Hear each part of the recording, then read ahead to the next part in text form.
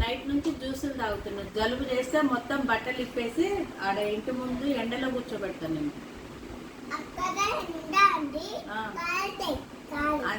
నిన్ను కూర్చోబెడతా అంటున్నా ఎండలో, జలుబు చేస్తే బాగా ఎక్కువ. ఎవరిని ఎందుకు కట్టేస్తావు? నువ్వేం చేస్తున్నావు? మరి నాకేది? ఎవరు చేసిస్తారు? జ్యూస్ ఉంది, తాగాలనా?